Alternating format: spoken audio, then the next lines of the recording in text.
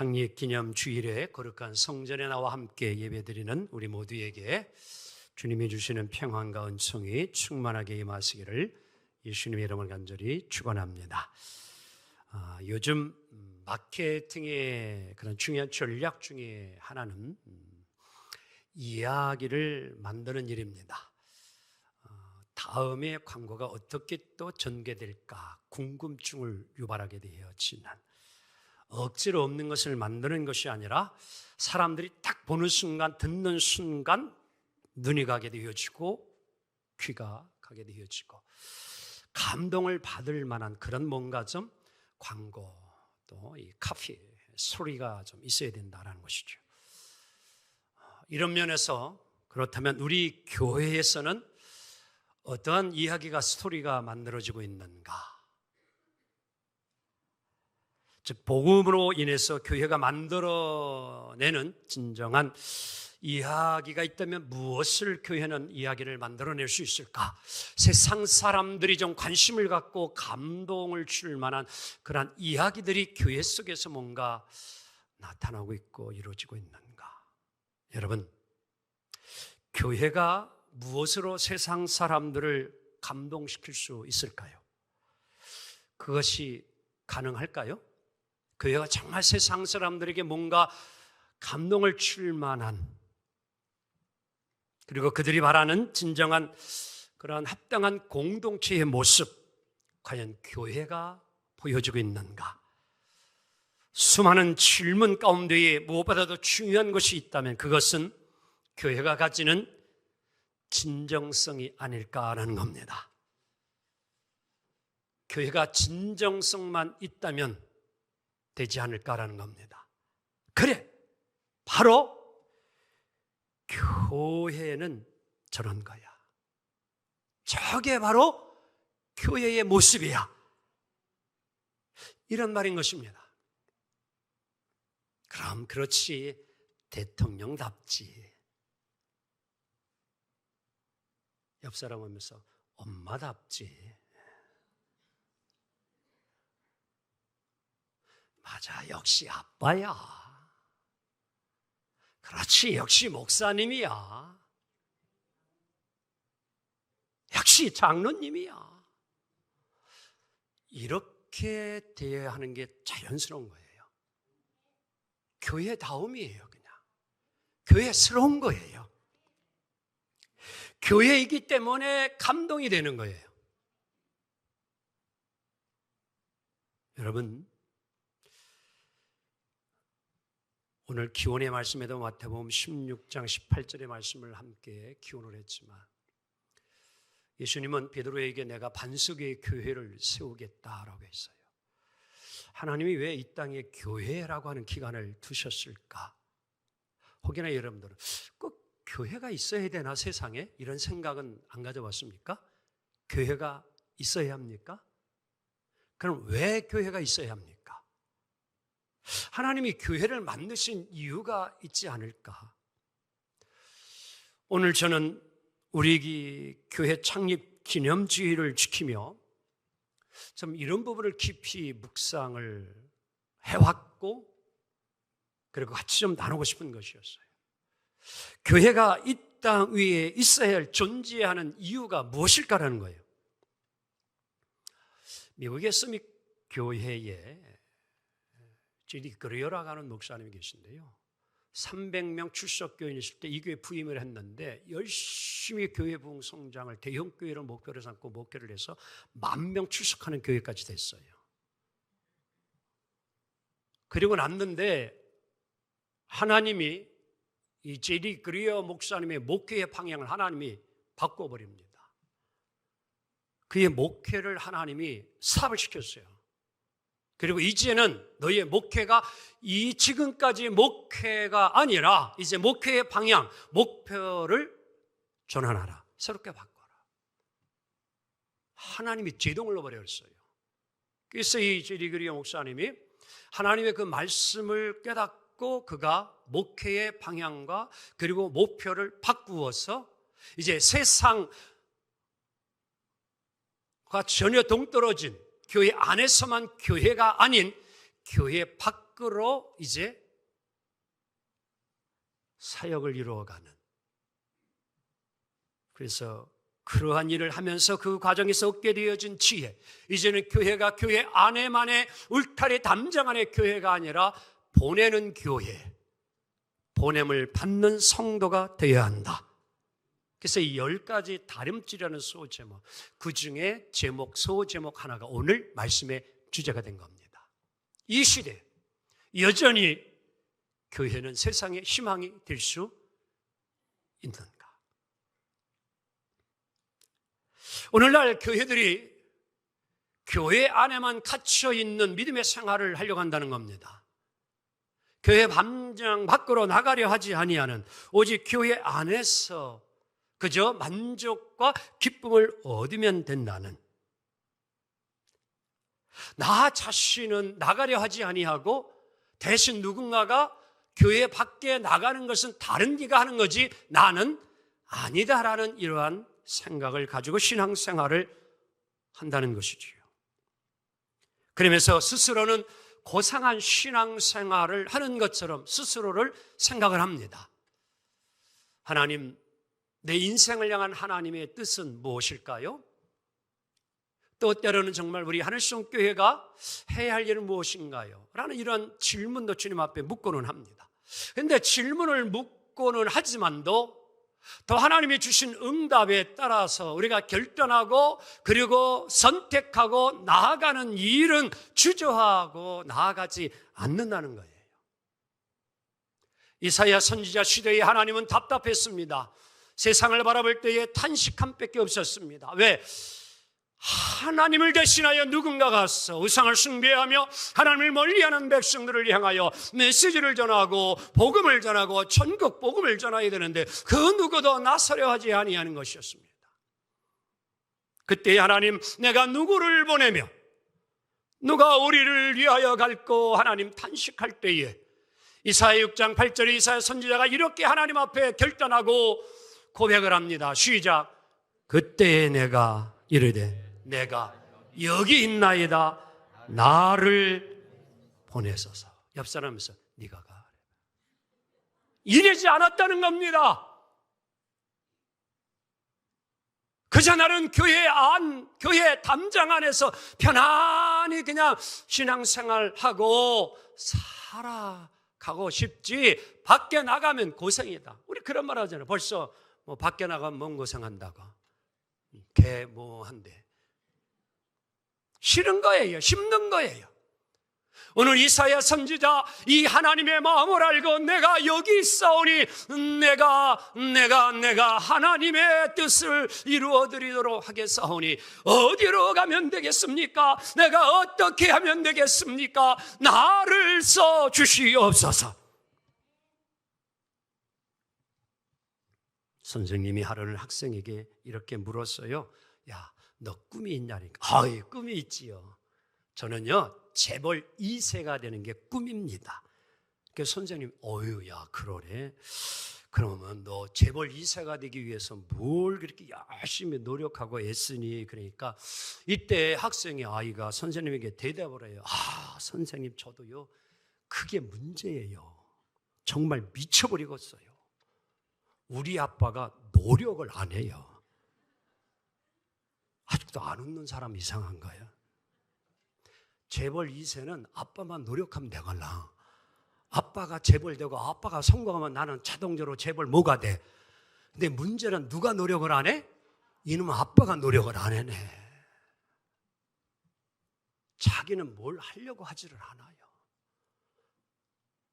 혹이나 여러분들도 우리 하늘성교회도 큰 교회가 돼야 되는데 우리 정 목사님은 왜 노력을 안 했는지 몰라.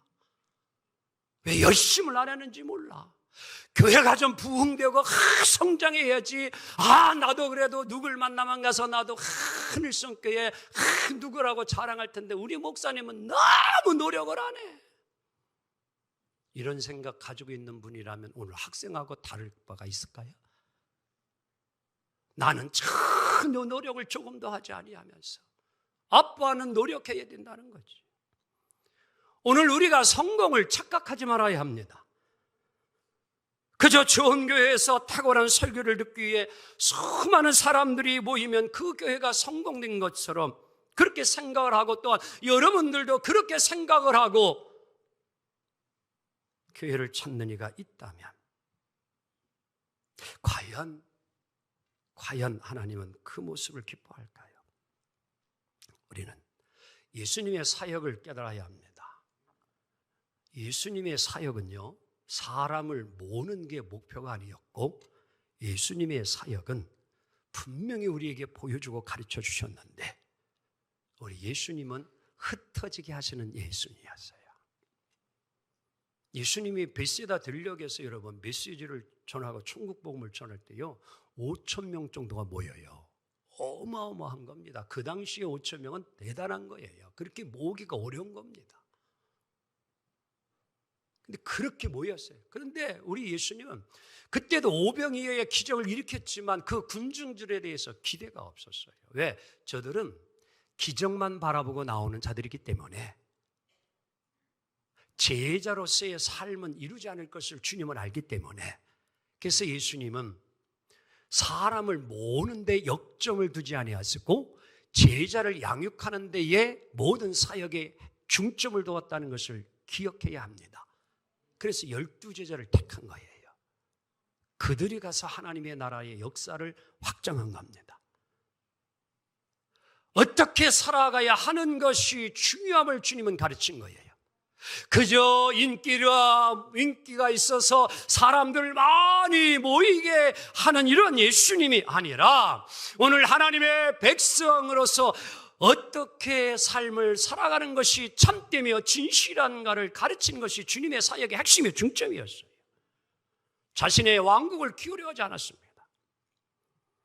오늘날 교회가 그저 사람만 모으려고 하는 교회의 왕국을 세우기 위한 목회가 된다면 그것은 주님이 기뻐하지 않습니다. 아니, 그렇게 돼서도 안 됩니다. 오늘 교회는 모이지만 또한 흩어져야 합니다. 모여 예배하고 은혜 받고 능력 받고 우리는 흩어져 하나님의 나라를 세우는 일에, 영혼을 살리는 일에 제자로서의 사명과 쓰임이 이루어져야 할 줄로 믿습니다. 그런데 오늘 우리가 하나님의 나라를 이룬다는 이런 말이에요. 우리의 이기적인 야망을 숨기고 있는 것은 아닌지, 그것을 증명하는 것은 간단합니다. 교회가 부흥성장하면서 그와 더불어서 참된 하나님의 나라의 모습이 진정 보여지고 드러나고 나타나진다고 하면 그 교회는 하나님이 기뻐하는 교회임이 틀림없습니다. 근데 하나님의 영광은 사라지고 목회자의 이름이 더 높아지며 자랑이 되어진다면 그거는 하나님이 기뻐하는 교회가 아닙니다. 저의 어려운 고백을 좀 해볼까 합니다. 수년 전 어느 한 목사님이 찾아왔습니다. 호산을 넘어가는 그 삼봉산 아래에 이제 교회를 이전하려고 하는데 그렇게 해도 되겠느냐는 것이지요. 감리교단은 지금은 그런 것이 희미해졌지만 옛부터 교회를 창립하거나 이전을 하게 되었지만 그래도 거리상 어느 정도 이렇게 500에서 1000m 거리를 유지하도록 이렇게 전통 아닌 전통이 있었습니다. 그래서 먼저 기존에 있는 교회를 찾아가서 그래도 허락 아닌 허락을 바꿔서 그렇게 해도 됩니다라고 했을 때에 교회를 창립하고 이전을 하는 일이 있었던 것입니다. 저는 기쁨으로 오히려 기도해 드리고 그리고 이전하라고 해서 지금 그 삼봉산 아래에 교회 하나가 세워져 있습니다. 그리고 늘 각심 지향의 목회자들이 정 목사님 왜요? 그 하늘성 교회가 그 지중해 마을 또 터라 앞에 있는데 지중해 마을에 교회가 들어온다는 말이 있는데 사실이에요. 그리고 목사님 또 교회에 들어오면 저보다 염려를 더 하시고 계시더라고요. 그래서 저는 바로 답을 합니다. 환영합니다. 전적으로 환영합니다. 왜냐하면 아직도 우리 교회가 트라펠리스 3,800, 한 80세대가 거의 되는데 10배 1조도 제가 영혼 구원하지 못하고 있습니다. 교회가 들어와서 11조 2조를 또 그 교회가 아직도 예수 믿지 못하는 트라이의 주민들을 구원시킬 수만 있다면 저는 적극적으로 환영합니다. 이제 저 모퉁이에 이제 1층 이렇게 이제 그냥 조립식으로 이제 거의 마무리되어 가는 과정 속에 있는 것 같아요. 그 교회가 좀 있었다가 중단됐다가 다시 아마 12년만 하는데 뭐 교회가 예배를 드릴지 안 드릴지는 모르겠어요. 하여간. 그리고 3개월 전에 어느 한 목사님이 또 찾아와서 목사님, 또 목사님 근처에 교회를 좀 저 신청해서 이전하고 싶은데 어딘데요? 그러니까 그 삼성 디스플레이 회사에 명함일이 장목리가 있는데 거기에 교회를 좀 이전하고 싶습니다. 그래요. 환영합니다. 오세요. 함께 가까운 곳에서 하나님의 귀한 나라를 잘 세워 갑시다. 그래서 교회 세워져서 지금 예배를 드리고 있습니다. 멋있게 보이죠? 이야, 목사님 참 좋으시다. 실은 그렇지 않아요. 저도 사람이기 때문에 다른 교회의 성장이 우리 교회보다 우월한 모습을 보게 되어지면 저도 힘든 것이 솔직한 고백입니다. 질투심이 왜 없겠습니까? 저도 또한 목사인데 목회에 대한 성공 욕구 왜 없겠습니까? 부인할 수 없습니다. 사랑하는 성도 여러분, 하나님 나라를 꿈꾸는 우리가 왜 다른 교회의 탁월함을 참지 못할까요? 그 교회에 잘 되면 하나님의 나라가 확장되는 것 틀림없잖아요. 맞지요? 다른 교회가 잘 된다는 것은, 부흥한다는 것은 하나님의 나라가 확장되는 건 맞잖아요. 그럼 우리는 기뻐해야 되잖아요. 왜? 하나님의 생각이라면, 하나님의 뜻이라면, 가까운 교회라고 할지라도 부흥하고 성장한다면 우리는 박수 쳐줄 일이고 기뻐할 일 아닙니까?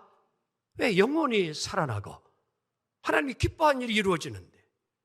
그런데 오늘 우리는 그리하지 못합니다.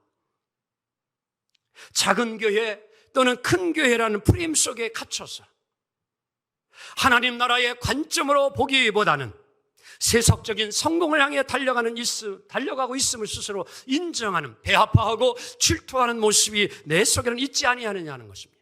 자, 오늘 본문 가운데에 오늘 이처럼 감추고 싶은 그 욕망, 다른 사람에게 드러나고 싶지 않은 감추고 싶은 그런 욕망들이 늘 우리 가운데 있음을 오늘 성경은 보여주고 있습니다. 자, 26절 함께 읽어보도록 합니다. 시작. 그들이 요한에게 가서 이르되 라삐여, 선생님과 함께 요단강 저편에 있더니 곧 선생님이 증언하시던 이가 세례를 베풀매 사람이 다 그에게로 가더이다. 오늘 본문의 앞절을 보게 되어지면 이런 거 있었어요. 세례, 즉 침례는 세례 요한이라는 이름 그대로 세례를 베푸는 자가 세례 요한이었어요. 그래서 예수님조차도 세례 요한에게 와서 뭘 받아요? 세례를 받았어요. 그리고 이제 또 요한에게, 세례 요한에게 많은 사람들이 세례를 받으러 왔습니다. 그런데 세례를 받고 난 이후에 이제 예수님이 40일 기도하시고 예수님이 하나님 나라의 사역을 본격적으로 이루어 갑니다. 예수님도 사역을 하게 되어지자 어떤 일이 일어났냐고 하면은 세례 요한을 찾아갔던 많은 사람들이 이제 그에게로 가지 아니하고 누구에게로 몰려요? 예수님에게로 몰려간 거예요. 오늘 26절 마지막 부분에 보면 다 그에게로 가나이다. 여러분, 세례 요한의 제자들이 오늘 스승인 세례 요한에게서 이 말을 하게 되어지면 여러분들이 세례 요한이었다면 무슨 생각을 하고 제자들에게 무슨 답을 좀 주겠습니까? 우리 신방 전사님이 목사님 이거 어떻게 해요? 왜? 그러니까 호반에 입주자들이 80% 했는데 목사님 우리 교회는 안 오고 다 그 행복한 교회로 다 몰려간대요. 그러면 이 이야기를 들은 이 담임 목사 저가 무슨 생각이 들어요? 다를 거 있겠어요? 내 옆에 있는 교회로 거기에 온 사람들이 다 우리 교회는 예배 안 드리러 오고 다 그 교회로 몰려갑니다 이런다니까. 그럼 어떻게 해요? 제가 가서 지크에다가 다 붙들고 와?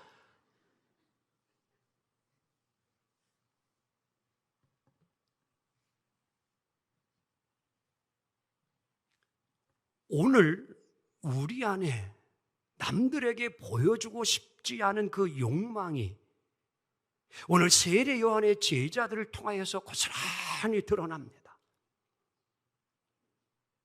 하나님의 나라가 세례 요한을 통하여 이루어지고 확장되어지고 예수님을 통하여 확장되어지면 얼마나 여러분들 또 이것이 확산되어지고 전국적으로 이루어진다면 얼마나 기뻐하고 좋아할 일이에요. 그런데 이제 경쟁을 뛰어넘어서 이제는 적이 되어진 것이죠. 예수님에게로 다 가나이다. 이 말을 들은 세례 요한은 어떻게 제자들에게 답을 주었을까요? 오늘 진정한 기쁨과 그리고 이 시대에 믿지 않는 이들에게도 희망과 소망을 줄 수 있는 신앙관을, 가치관을 우리가 가져야 합니다. 그 모델이 오늘 세례 요한이에요. 자, 세례 요한은요, 예수님이 이러한 놀라운 사역을 하기 전에 최고의 인기였어요. 그 당시에 세례 요한 이상으로 인기가 좋았던 자는 아무도 없었어요. 모든 유대 사람들이 메시아로 착각할 정도로 광야에서 석청을 먹어가며 정말 근검절약하며 약대 토롯을 입고 청빈 생활을 하면서 살아갔기 때문에 이야, 세례 요한 메시아와 같은 자다. 엄청난 무리가 그에게 몰려왔습니다. 대단한 인기였습니다. 그런데 오늘 그렇게 따르던 무리들이 어느 날 갑자기 예수께로 한꺼번에 갔다는 게, 여러분, 이걸 여러분들 받아들이기가 과연 쉬울까요? 어제 뉴스를 보니까요, 그 뭐 트로트 김영훈 가수가 이제 뭐 가을을 맞아야 콘서트를 하는데 암표 한 장에 80만 원, 90만 원이래. VIP석이 16만 5천 원인데 이게 이제 딱 인터넷에 올렸는데 1분 만에 매진이 탁 되어졌어요. 기다리는 게 4만 6천 몇몇 명. 하나도 안 놀라네. 도대체 김영웅 씨가 얼마나 인기가 좋길래. 임영웅이요? 김영웅이요? 예. 임영웅이. 그래서 안 놀랬구나. 부모님들 티켓 사드리려고 했는데 80만 원, 90만 원이라 가지고 고민이 된다는 거예요. 저는요, 오늘 저녁에 그분이 이 지역에 콘서트 하나 오는 게 얼마나 감사한지 몰라. 만약 임영웅 씨가 오늘 저녁 7시 탕정 여러분들 공원에 와가지고 이 콘서트 한다고 그러면은 오늘 끝장난 거 우리 교회 합창단 찬양은. 인기가 보통이 아니잖아요. 표를 사고 싶어도 80만 원 문제 아니라는 거예요. 100만 원, 200만 원 돼도 그거 사고 가겠다는 게 그 정도 인기가 있다 이런 얘기예요. 오늘 세례 요한이 그 정도 인기가 있는 거예요. 근데 그 인기가 어느 날 갑자기 싹 사라져가면서 예수께로 갔을 때 그것을 여러분 받아들이기가 쉽겠냐 이런 얘기예요. 근데 요한복음 30장 30절 이 세례 요한의 고백을 한번 들어봐요. 시작.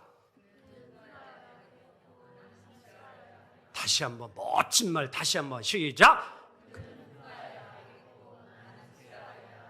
이번엔 역사하면서 당신은 흥하고 나는 쇠하리라. 시작. 반대가 돼야 되는 거 아니야? 나는 흥하고 너는 쇠하라. 아니 세례 요한이 이래야 세례 요한 제자들이 와가지고 선생님 이거 어때? 그래야? 내가 흥하고 그는 쇠하여야 되는데 낸테 세례 받은 게 말이야? 나보다도 흥해요? 이야, 여러분 세례 요한 너무 멋있지 않아요? 그는 흥하여야 되고 그는 잘 되어야 하고 교회가 우리 교회도 잘 되지만 옆 교회도 잘 되고 또 다른 교회도 잘 되고 여러분 내가 지중해 마을에서 식당을 하는데 너무너무 잘 돼. 그런데 똑같은 업종이 또 20m 옆에 또 개업을 했어. 기분이 어떨까? 저거 잘 돼야 돼? 망해야 돼? 이게 인간의 마음이요. 나도 잘 되고 그도 이렇게 살아야 되는 거예요. 마음을 그렇게 좀 먹고 살라는 게 오늘 세례 요한이 우리에게 주는 교훈이에요. 그러면서 오늘 세례 요한은 자신의 정체성을 정확히 깨닫습니다. 나는 메시아가 오는 그 길을 준비하는 자요, 나는 그의 신도 들 수 없는 그러한 연약한 자다.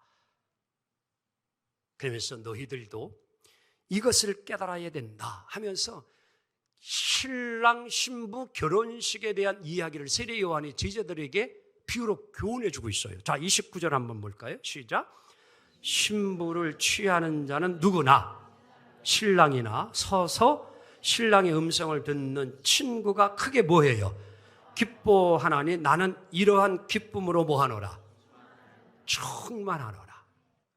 우리나라 결혼식은 이제 많이 변화가 되어가지고 그냥 신부 입장 하기 전에 먼저 신랑이 입장을 해요. 뭐 처음 듣는 것처럼 그렇게 표정을 다들 짓고 있으세요? 뭐 그 이전에 신랑 신부 엄마가 화촉을 밝히는 일을 하지만, 신랑이 이제 쫙 등장을 하고 신부가 이제 입장을 할 때에 또 꼬마들이 이렇게 먼저 또 이렇게 촛불을 밝히고 앞에 나오는 경우가 있어요. 뭐 드물어요. 그런 경우는 거의 이제 아버지, 신부 아버지하고 같이 손잡고 이렇게 그런데 요새는 딴딴딴도 없어져서 뭐 이상한 노래를 막 틀어놓더라고. 요새 결혼식 하는 거 보면 젊은이들 많이 달라졌어요. 그래서 좀 낯설어요. 문제는 서양 같은 경우는 이렇게 들러리들이 있어요. 주변에 신랑 친구들도 옆에 탁 이렇게 포진해 있고 신부 입장할 때 그렇게 쫙 해요. 근데 여러분 생각해 봅시다. 신부가 입장할 때 무슨 옷을 입어요? 또 처음 듣는 것처럼 이렇게 그래서 드레스. 근데 여러분들 가운데에 결혼식에 갈 때 여자 중에 드레스 입는 분 손 들어봐. 그 여자는 절대 거기에 가면 안 됩니다. 절대 드레스 입고 가면 안 되는 거예요. 신부보다 더 멋진 옷을 입고 가면 돼야 안 돼? 예의상 안 되는 거예요.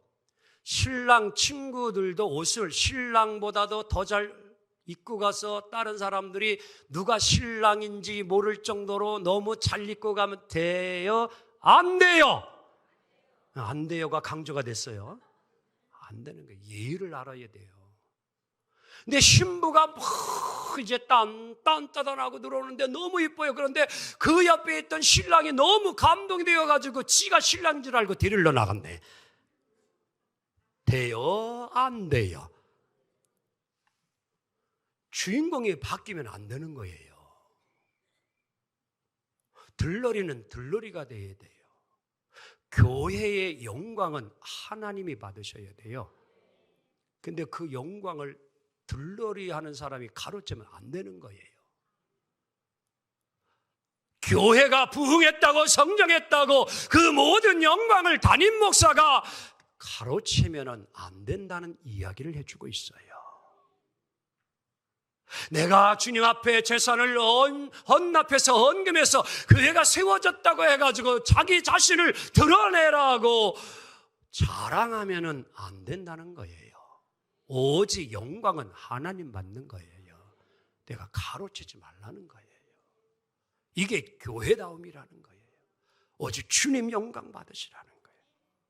그런데 또한 중요한 게 뭐냐? 나도 그것 때문에 기쁜 거예요. 옆 사람 오면서 야, 장가 잘 갔다 해봐마. 옆에 있는 친구가 그 내 사랑하는 친구, 멋진 친구 장가 못 갈 줄 알았는데 이 장가 가는 거 보니까 내가 더 기뻐. 내가 더 좋은 거예요. 내가 즐거운 거예요. 이야, 나 정말 기쁘도다. 하나님의 나라가 확장됩니다. 주님의 교회가 부흥되어집니다. 그것 때문에 내가 기쁜 거예요. 아멘. 우리는 기억해야 합니다. 오늘 세례 요한 너희들 잊지 말아야 되느니라. 예수님 영광 가로채면 안 된다. 오늘 세례 요한은 내가 예수님의 영광 내가 가로채지 아니하고 나는 길을 닦는 자다. 주님의 길을 예비하는 자다. 그때까지 나는 내 일을 한 것뿐이다. 이제는 예수님의 사역이 본격적으로 시작되었으니 그의 나라가 온전히 이루어지고 확정되는 것이다. 하나님의 일이 더욱 이루어지고 더욱 역사되는 건데, 그거 보니 내가 너무너무 기쁘다. 너무너무 나는 행복하다. 나의 중심이 되었던 사역이 이제 옆으로 옮겨간 것입니다. 다른 사람이 그 사역을 더 잘 이루어갑니다. 우리는 박수 쳐줄 수 있어야 합니다. 기뻐해 주어야 합니다. 칭찬해 주어야 합니다. 나를 넘어설 수 있어야 돼요. 근데 오늘 우리들은 스스로 나를 가두어 놓습니다. 교회가 스스로 담장 안에 가두어 놓으려고 합니다. 밖으로 넘어가서 하나님의 역사를, 하나님의 일들을, 하나님의 영광들을 보여주고 나타나야 되는데 그저 교회 안에서만 자기들끼리만 희낙락하고 즐거움된다라고 하는, 오늘 제이디 그리어 목사님은 그렇게 목회를 해왔을 때 하나님이 이제 그의 그 목회의 사역을 틀었습니다. 방향을 바꾸었습니다. 이제 교회의 담장을 뛰어넘어가라. 할렐루야.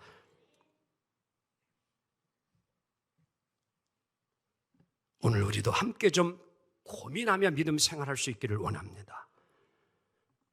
우리가 함께 고민해야 할 것이 있습니다.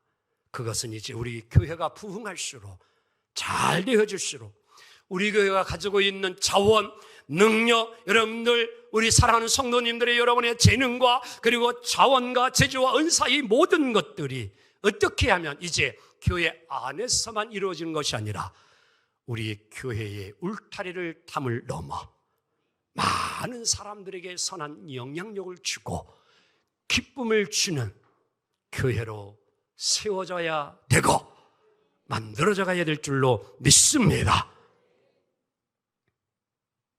오늘도 우리 교회가 탕정중학교 주차장을 사용하고 있지만 지난 주간에는 어느 한 중학교 선생님이 목사님이신가? 예, 맞습니다. 출근을 하면서 목사님 너무 감사합니다. 교회가 이렇게 주차를 할 수 있도록 잘 배려를 해 주어서 편안하게 또 이렇게 늘 꽃도 보고 그리고 십자가를 보고 이렇게 잘 주차할 수 있게 해주셔서 너무너무 감사합니다. 정말 교회가 이렇게 또 학교 옆에 있는 게 이렇게 좋은 것임을 깨달았습니다. 6년 되셨다고 하는데 그동안 교회를 지나가도 했지만도, 그리고 막 대화를 나누는데 교장 선생님이 딱 주차를 하고 이제 막 가는데 교장 선생님이 막 지나가면서, 교장 선생님 여러 번 봤으니까 잘 알지. 아휴, 여기 목사님이니까 지금 대화 나누지, 그러면서 이 목사님 참 멋진 분이에요 그러더라고. 배가 아픈가 왜 그래.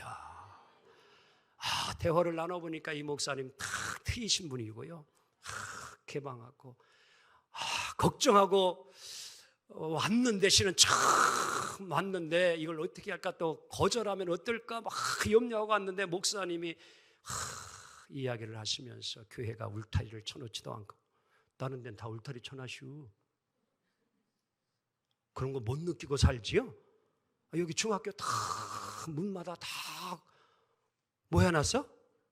잠궈놔슈. 지금 모든 기관들이 다 그렇게 하고 있어요. 우리 교회도요, 뭐 별의별 우리 학부형들이 다 와서 애들 통학할 때 시간만 되면요, 이 사람 저 사람 그냥 너나 나나 뭐나 다 와가지고 뭐 됐다가 그래. 요새는요 우리 교인도 주차할 데가 없이요, 그냥 이중 주차하셔야 돼요. 그렇게 하시고, 이중 주차해야 돼요. 근데 그렇게 뭐라 하지 아니하고, 이 주차장은 하늘성 교회 교인 위에는 주차할 수 없습니다 하고 앞에다 딱 하나 붙여놓으면 어떨까? 작은 것이지만, 별거 아닌 것이지만, 우리는 교회는 담장을 좀 넘어갈 줄 알아야 돼요. 울타리를 거두어 줄 줄 알아야 돼요. 세상 사람들이 볼 때에 그래도 교회는 뭔가 다르다, 이런 것이 우리의 생활 속에서 증언이 되어야 합니다.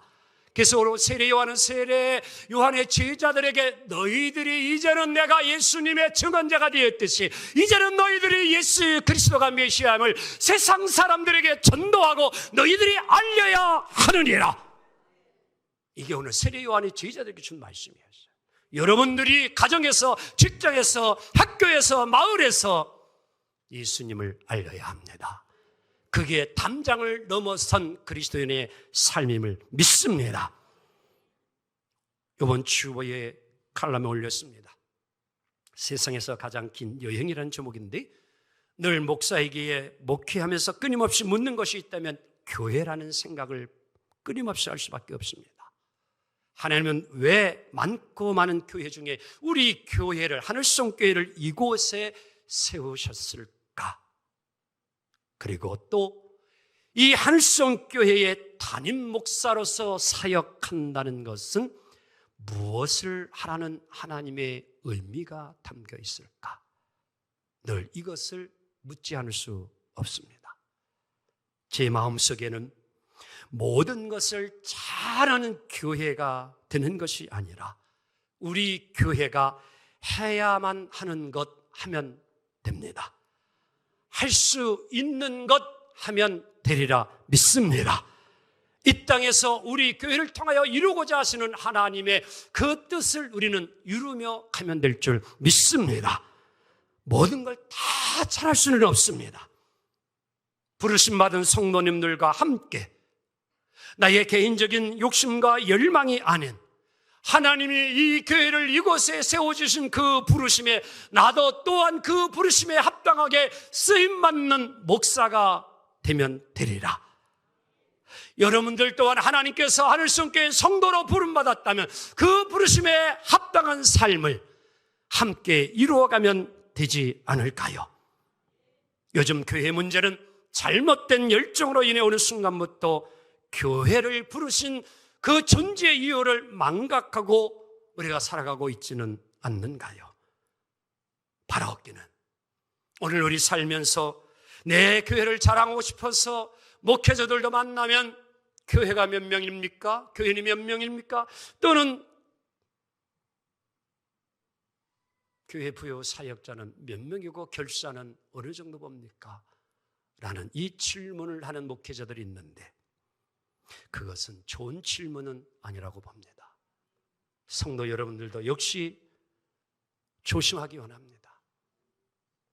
다른 교회와 비교해서 정말 내 교회는 이러이러하다 자랑하기 위한 그런 물음이 되지 않기를 원합니다. 자연스러운 대화 속에서 나올 수는 있겠지만 자랑을 위한 그것이 되어서는 아니 됩니다. 교회가 크다고 성도가 많다고 결산이 크다고 아닙니다. 오늘 교회는 어느 교회나 완전한 교회는 절대 없습니다. 거룩함을 향하여 완전함을 향하여 나아가고 있을 뿐입니다. 오늘 우리 교회도 역시 부족한 면이 많이 있지만 그러나 성화의 그러한 목표를 가지고 주님을 닮기 위하여 최선을 다하고 노력한다면 오늘의 이 설교의 질문에 답이 되지 않을까? 이 시대 여전히 교회는 세상의 희망일 수 있을까? 저는 확신합니다.